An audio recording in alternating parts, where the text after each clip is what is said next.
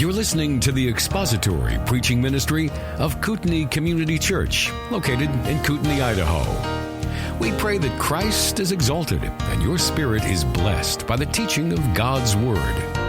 For more information about Kootenai Church, please visit us online at kootenaichurch.org.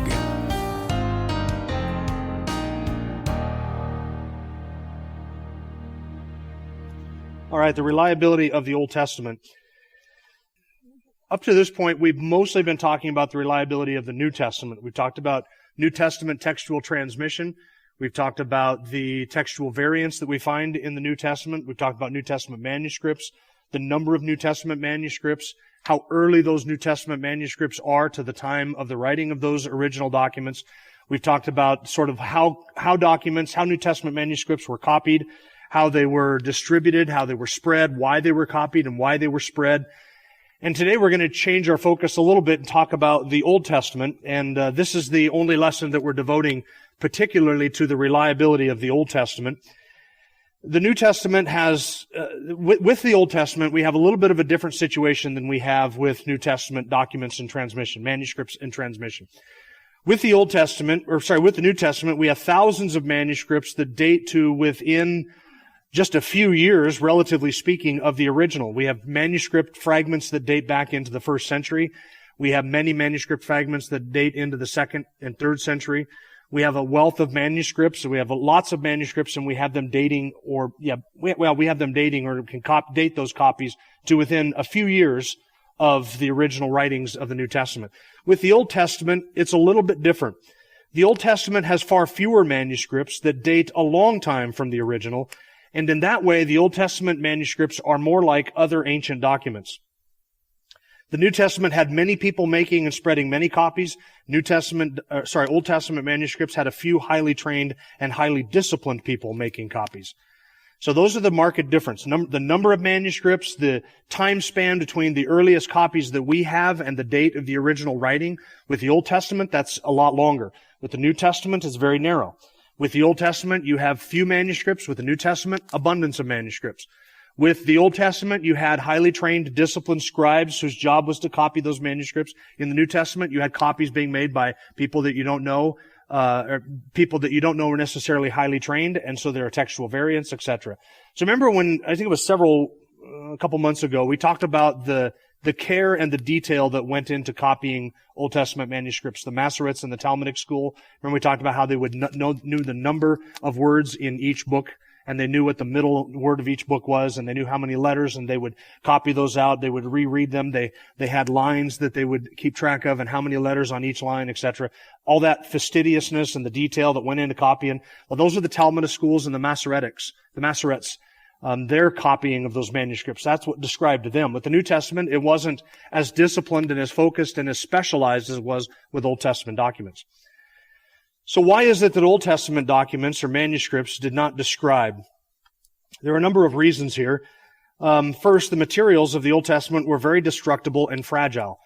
Remember, it wasn't until shortly before the writing of the New Testament that we had, I'll use this word for lack of a better word, evolved the ability to write on things that were much more durable, like vellum and parchment.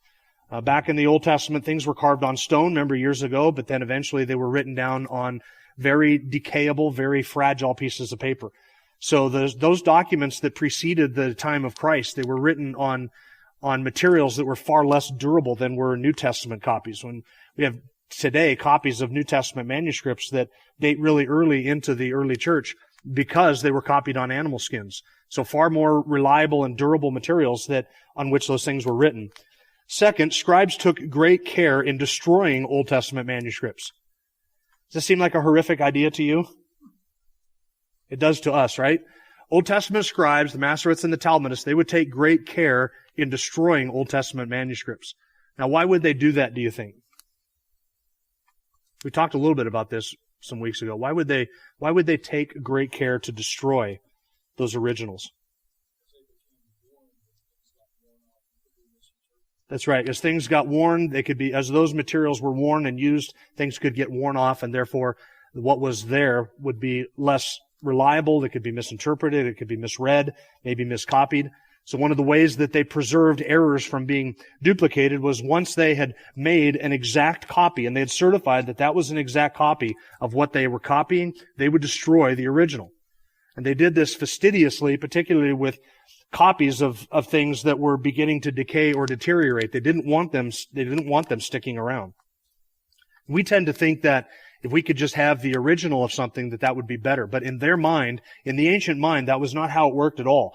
In the ancient mind, if you had a reliable, fastidious, exact copy of something, it was as good as the original. They wouldn't have valued the original over a copy like we would today. Right? If you could get the original of something, you think, man, this is the original. This is Paul's sweat is on this. Paul's DNA is on this document somewhere. This is made. This is what he bled and cried and died over was this document. And you think this is fantastic. But in the early church, in the ancient world, if you made a copy of it, you'd scrap that. You would burn it, even if it was the very piece of paper that the Apostle Paul himself carried with him from one place to another. They just didn't value original documents just because they were original documents like we would today. Is that a question? Made a question? Nope. Okay. Another reason why they took great care in destroying those manuscripts is because they went to great pains to copy them and make them exact. And scribal laws required them to destroy worn out and thus inferior documents, because an inferior document could lead to copying errors if someone copying from it, and they worked to prevent the copying errors. And another reason why many of those ancient documents of the Old Testament didn't survive is because the Jewish people were ravaged, constantly invaded. Their holy books were burned. So many of those documents were lost to antiquity and to history. So, let's talk about for a moment the certainty prior to the discovery of the Dead Sea Scrolls. This is number 3. How many of you have heard of the Dead Sea Scrolls? Everybody? You've all heard of them? Okay, you probably heard of them because you're going through the checkout line at Walmart and you see that the National Enquirer says that the Dead Sea Scrolls reveal that Jesus is coming back in 2020. Or the Dead Sea Scrolls reveal that there are other Gospels that we should be listening to other than Matthew, Mark, Luke, and John. Or the Dead Sea Scrolls reveal that Jesus didn't actually rise from the dead. That's probably, for most Christians, their familiarity with the Dead Sea Scrolls. How many of you could accurately describe to me what is in the Dead Sea Scrolls? Anybody want to take a shot at it? What's that? Isaiah is in there. That's correct. Okay? Most of us are very unfamiliar with not only the discovery of the Dead Sea Scrolls, but their significance in our understanding of the reliability of the Old Testament. So the Old Testament textual certainty before the discovery of the Dead Sea Scrolls fared about the same as our certainty of other ancient documents. So I said that Old Testament documents were very similar to other ancient documents like Homer's Iliad or Tacitus or Caesar or Herodotus or Pliny or Plato or any one of those ancient documents. In other words, we had a long period of time between the writing of the original and the earliest copies that we have. And not only that, but we have many fewer copies of those documents than we do compared to the New Testament. With the New Testament, we have something that is singularly unique in its closeness to the original writing, as well as the abundance of copies that we have to compare. With the Old Testament, it's more like other ancient documents prior to the coming of Christ. Our earliest copy of the Old Testament, prior to the discovery of the Dead Sea Scrolls, our earliest copy of the Old Testament was a Masoretic text dating from around 900 A.D. 900 A.D. Does anybody remember when the last Old Testament book was written? What year that was? Nope. That was your timer. That me was the timer. That was the long pause there. Yes? Anybody want to take a guess? The last Old Testament book? 90. Nope. It was 400 BC. Was the last Old Testament book. Okay, so that would be, there was a collection of prophets right there towards the end of what is revealed as our Old Testament time period, around the time of Nehemiah, not Nezra. Ezra and Nehemiah were two different guys. Ezra, Nehemiah, Zerubbabel. So those books, Ezra, Nehemiah, Haggai was in there, Malachi, and Malachi was one of the last Old Testament books written. After that, you had 400 years before John the Baptist shows up and announces the arrival of the Messiah. Okay, so the Old Testament, the latest book of the Old Testament was 400 BC. The earliest copy that we had was a Masoretic text of the Old Testament dating from 900 AD. So how many years is that? That's about 1,300 years between the earliest copy that we possess, 900 AD, after Jesus compared to 400 BC, before Christ. So that our earliest copy of Isaiah also was 900 AD, but does anybody know when Isaiah was written?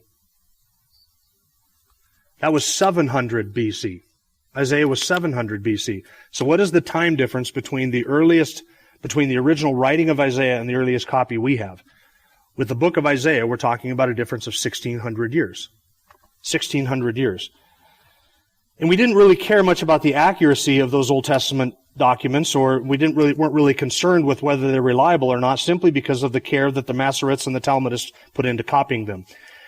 And there was really no hope, and I'm going back now to prior to the discovery of the Dead Sea Scrolls, there was really no hope that we would ever discover any document earlier than 900 AD of an Old Testament text. Sir Frederick Kenyon, who was the one-time director of the British Museum of Natural History, in 1939, he said this, rather hopelessly, quote, "There is indeed no probability that we shall ever find manuscripts of the Hebrew text going back to a period before the formation of the text, which we know as Masoretic," close quote. So there's no probability that we will ever find a text dating earlier than what we know as the Masoretic text, which is 900 AD, again. So Frederick Kenyon said that in 1939, and then came 1947. A Bedouin shepherd searching for a lost goat between Bethlehem and the Dead Sea, he sat down to rest, and he kind of idly tossed a stone into a cave, and he heard the hollow ring of shattering pottery. And that was the beginning of one of the most amazing archaeological discoveries ever. And I mean ever. I'm going to give you here just a quick glimpse of the area that is known as Qumran. And these pictures were taken when we were in Israel, and this is just part of the slideshow that I showed you a couple of years ago. So this might be repetitive for you, but you may have forgotten what this area looked like. This is down toward the Dead Sea, which you'll see here in a moment. I don't have my pointer with me, but if you can see sort of up at the top of that left-hand side that slopes off like that, you can see a cave there. You see some entrances up on the top of that, which were sort of top entrances to those caves. Those are where many of the Dead Sea Scrolls were discovered. This is just kind of a video tour. There's no audio for that, which is fine. Oh, thank you. Yeah, he threw the stone down into a hole. Oh, that's my finger. Here we go. There we go, pointing out. Okay, so you'll see this is like a visitor center here that we were looking out over across this long valley here. And this just kind of gives you an idea of the arid terrain around there where those people lived. And it wasn't different at all back in the time of Christ. It was still that arid terrain. Sorry, what? Well, you're assuming that they would have grazed sheep there. There were, down in the valley next to the Dead Sea, there are date trees, fig trees down in that area. You can see the Dead Sea, which is right behind us there. All the way in the back of there is the Dead Sea.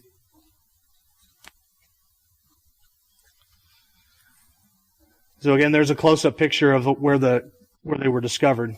When I heard about the Dead Sea Scrolls being discovered in a cave, what I'd always pictured was sort of out in the middle of a grassy land, and then there was a cave entrance there, and the boy was sort of sitting outside of it and just pitched a rock into the middle of that. What's that? That was Batman, right? That was the Batcave. Thank you. Clearing that up. Now, these are the ruins of the ancient city of Qumran. And these are the walls that exist. Those aren't rebuilt. Those are original to what was there around the 1st century. And you can see that they have these large cisterns, and they had these means of, you could walk down into where they would collect these waters. So there were massive wells, or massive, basically handmade cisterns there in the rock that they would use, and there are little, what would you call them, like little flumes or gutters that they would build to collect the rainwater that came off of that mountain. And they would collect rainwater. They would run down in these channels down into these cisterns, like that right there. And so during the few rains that they would get every year, they would collect as much of that water into those cisterns as they could, and then use that throughout the course of the year.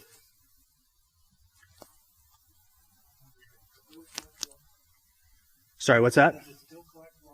Does it still collect water? That I don't know. I don't think so. Probably it's not entirely intact because this has just been partially excavated. but you can see these baths in these rooms. That's a massive cistern there with steps going down into it, so you could always just walk down to wherever the water was and draw out whatever water you needed. And of course, today they have these planks and walkways where you can walk over top of the ancient ruins of this city. So this is the city in Qumran that existed, remnants of it that existed at the time of Jesus. And again, just another picture of the aridness and the remnants of that city. That was from a different one. You go ahead and mute it, Peter. Yeah. Yes.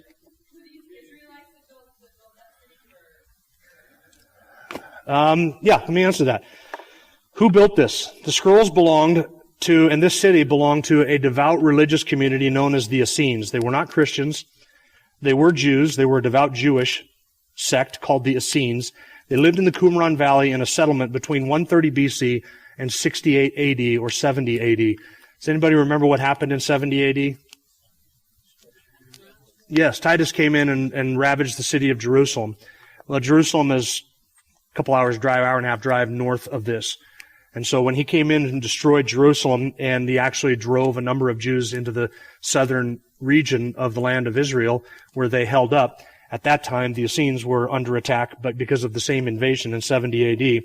And so it is believed that they took the scrolls, put them in clay jars, and hid them in the caves in order to preserve them from Roman destruction. And the Romans never found them and never saw them. And at that time, around 70 AD, the Essenes were wiped out. Yes?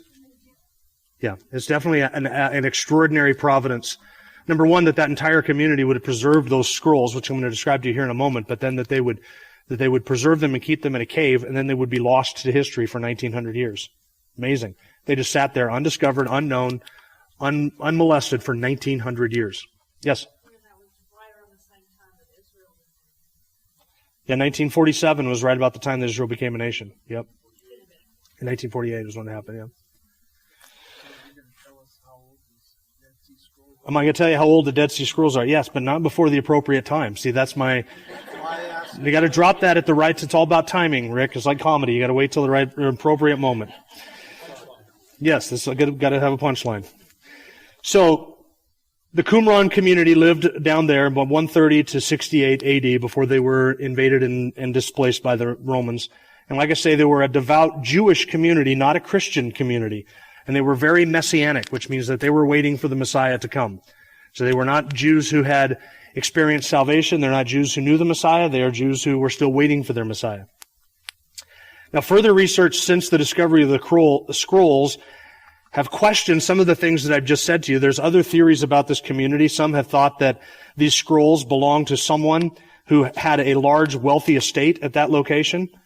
And some people have suggested that it was Sadducees and not Essenes who lived in that valley, in that community.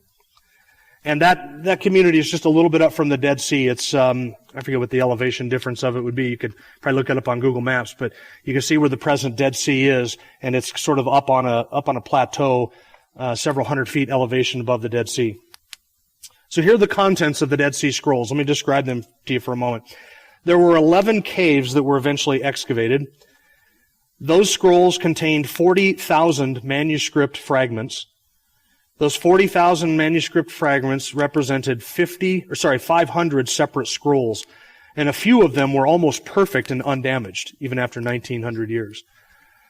If they had left those scrolls, if those scrolls had been deposited in the northern climes of Israel, up around Dan and the headwaters of the Jordan River or the Sea of Galilee, they never would have survived 1900 years. You know what is required for a scroll to survive 1900 years? It has to be in an arid, dry climate that gets very little water and is pretty much temperate all year round. So the perfect location in that community for those scrolls to be preserved. 100 of these scrolls were parts of the Bible. So there are 500 separate scrolls, making up 40,000 separate fragments of these scrolls. 100 of these scrolls were parts of the Bible. Every book of the Old Testament is represented except Esther. Now that doesn't mean that there are 100 complete copies of the Old Testament. It means 100 of these scrolls represent portions of the Old Testament. And every book is represented there again except for the book of Esther. 36 manuscripts have Psalms. 29 manuscripts contain Deuteronomy. 21 manuscripts contain Isaiah. 17 manuscripts contain Exodus, and 15 manuscripts contain Genesis. The Dead Sea Scrolls also contained a book of hymns. It contained other literature like stories, books, legends, etc. And this is something to remember when people say that the Dead Sea Scrolls reveal lost books of the Bible. See, the assumption is that if you find some story of a community or a diary or something like that alongside the book of Isaiah in a cave down in the southern climes of Judah, that story must also be part of the book of the Bible. And just because my collection, my library contains Bible books as well as other books doesn't mean that I value them the same. And so it is with the collection of Dead Sea Scrolls. The Dead Sea Scrolls contain books of the Bible, yes, but it contained a lot of other information, scrolls as well. Contained literature like stories, books, and legends. It contained a commentary on the book of Habakkuk, a manual of discipline, which was basically a rule book for governing that messianic sect that lived in Qumran. And it contained a complete copy of the book of Isaiah, a complete scroll of the book of Isaiah. Now remember, up to this point, our earliest copy of the book of Isaiah was what? 900 AD, which meant that there was a 1600-year gap between our earliest copy of Isaiah and when Isaiah was originally written, which was 700 BC, a 1600-year gap. The copy of Isaiah that was contained in the Dead Sea Scrolls, that complete copy, was dated between 175 and 150 BC. So that closed the gap from 1600 years down to 600 years.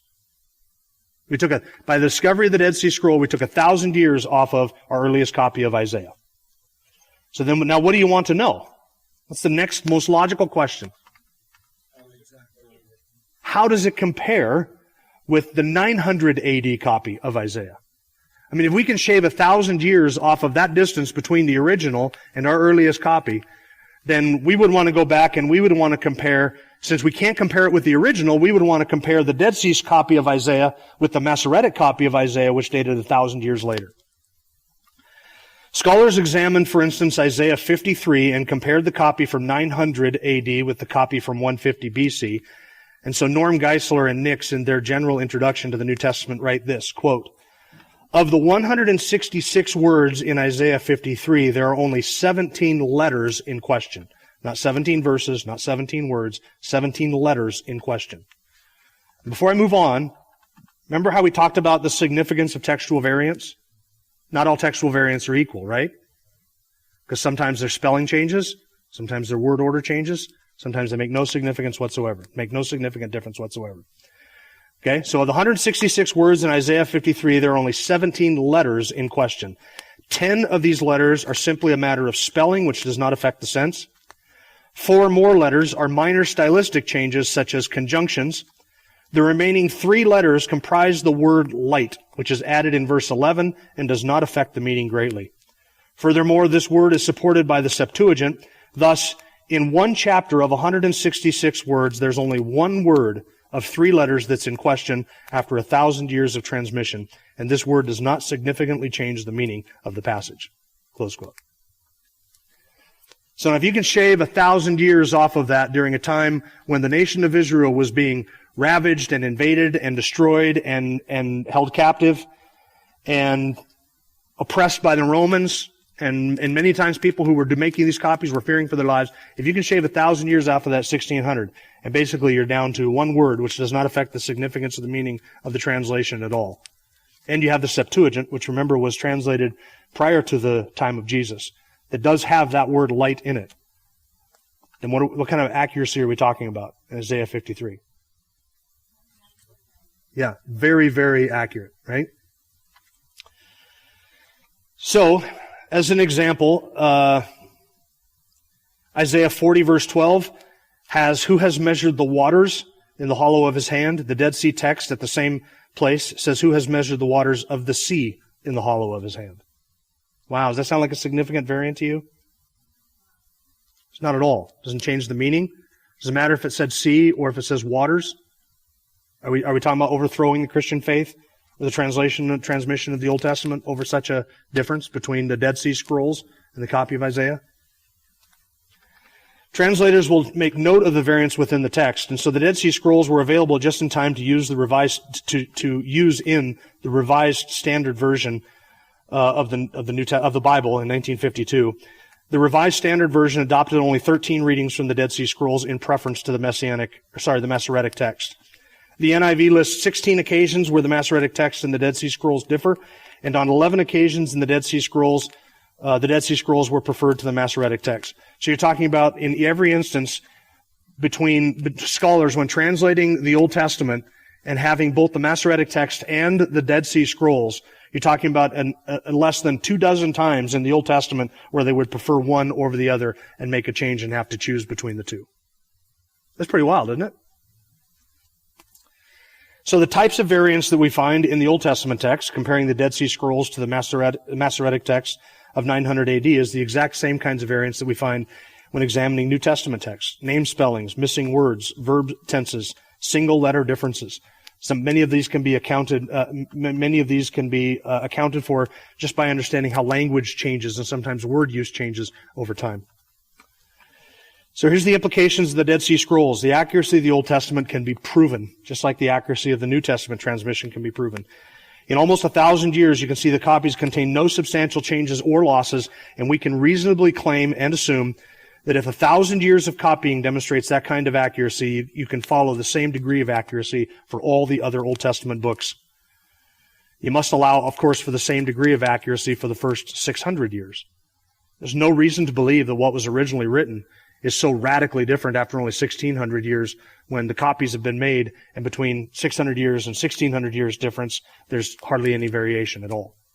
That make sense? Okay, are there any questions about that before we move on? Actually, let me just finish with a quote before I answer that. I forgot this. F.F. Bruce said that, quote, "The new evidence from the Dead Sea Scrolls confirms what we had already good reason to believe, that the Jewish scribes of the early Christian centuries copied and recopied the text of the Hebrew Bible with utmost fidelity."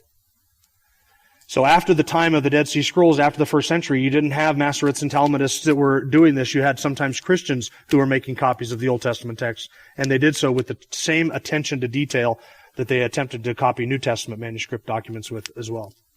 All right, Steve, you had a question?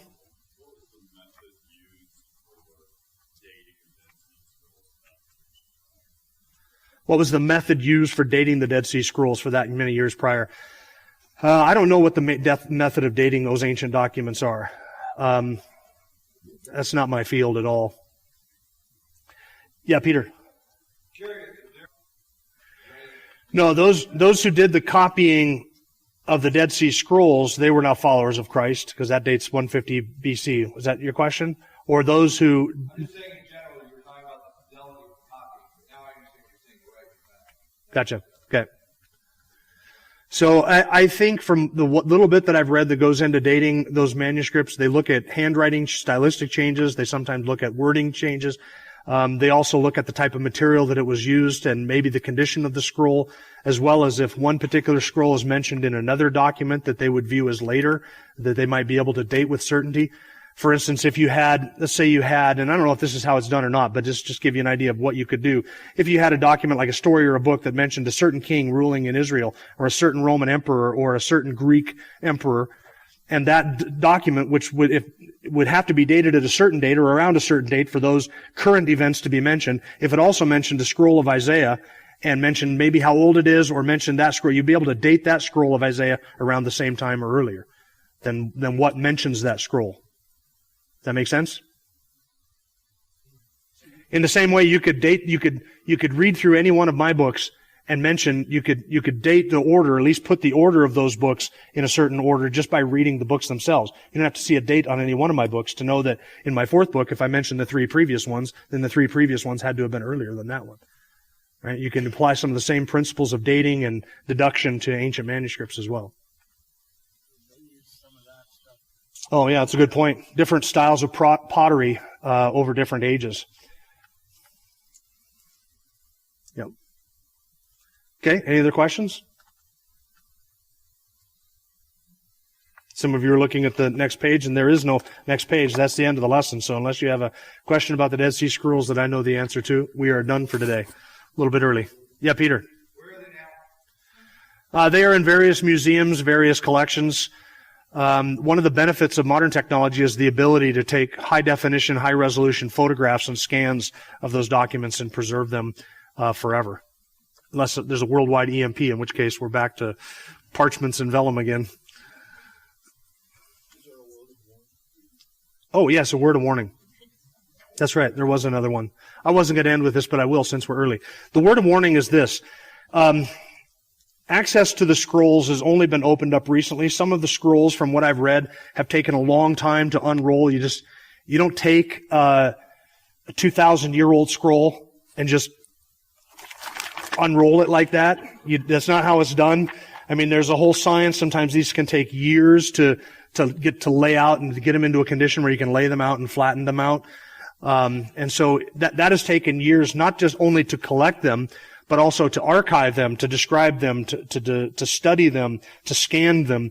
And so access to the scrolls is something that's only been opened up within the last few years. And by few years, I mean relative to 1947, from the 1970s, 80s, into today. So it's not something where they just in 1947 just started unrolling these scrolls because they realized what type of a treasure they had found. And so with so many fragments to examine and so many fragments to date, the work is still going on and probably will be going on for quite some time. It's going to be an object that people study for a long, long time. So here's the word of warning. Scholars, New Testament, Old Testament, conservatives, liberals, Christians, believers, unbelievers, scholars live by a motto, and it's publish or perish. If you don't publish something, then you can write off any attempts at a grant or what do they call that when you're at a college and you can't be fired? Tenure. You can write off attempts at a grant or tenure or reputation or whatever it is. You always got to publish or perish, which means that there is always this motivation to come out to publish some new finding, some new discovery, some new theory about the Dead Sea Scrolls. So when you're walking through the Walmart checkout aisle and you see Dead Sea Scrolls reveal, take it with a grain of salt. Just brush that stuff off. Because most of what we read about the Dead Sea Scrolls will take most of what we don't know today, we will not know for certain for 20 or 30 years about that stuff. As it's researched and that area is excavated more and they discover more things and they learn more things. It is a long process to unearth the past. And so never believe just because somebody comes out and says, well, the Dead Sea Scrolls reveal.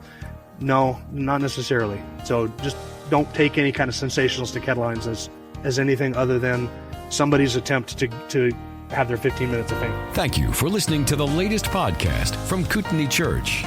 If you'd like to learn more about Kootenai Church or to donate to our church ministry, you can do so online by visiting kootenaichurch.org. We hope you enjoyed this podcast and pray you'll join us again next time. Once again, thank you for listening.